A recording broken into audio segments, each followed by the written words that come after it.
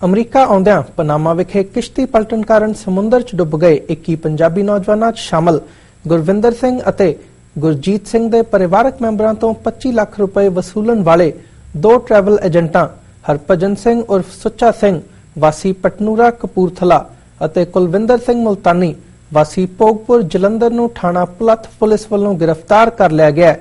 ਇਸ ਸੰਬੰਧੀ ਲਖਬੀਰ ਸਿੰਘ ਡੀਐਸਪੀ ਪੁਲੱਥ ਨੇ ਦੱਸਿਆ ਕਿ ਗ੍ਰਿਫਤਾਰ ਕੀਤੇ ਗਏ ਦੋਵੇਂ ਸਬ ਏਜੰਟਾਂ ਨੇ ਮੁੱਢਲੀ ਪੁੱਛਗਿੱਛ ਦੌਰਾਨ ਮੰਨਿਆ ਕਿ ਉਹਨਾਂ ਗੁਰਵਿੰਦਰ ਸਿੰਘ ਅਤੇ ਗੁਰਜੀਤ ਸਿੰਘ ਨੂੰ ਅਮਰੀਕਾ ਭੇਜਣ ਲਈ ਸੈਮੂਅਲ ਉਲਫ ਬੰਟੀ ਵਾਸੀ ਦਿਆਲਪੁਰ ਜ਼ਿਲ੍ਹਾ ਕਪੂਰਥਲਾ ਨੂੰ ਰਕਮ ਦਿੱਤੀ ਸੀ ਅਤੇ ਉਹਨਾਂ ਨੇ ਇਹਨਾਂ ਨੂੰ ਅੱਗੋਂ ਹੋਰ ਏਜੰਟਾਂ ਦੀ ਮਦਦ ਨਾਲ ਅਮਰੀਕਾ ਬੋਟ ਰਾਹੀਂ ਭੇਜਣ ਦਾ ਪ੍ਰਬੰਧ ਕੀਤਾ ਸੀ।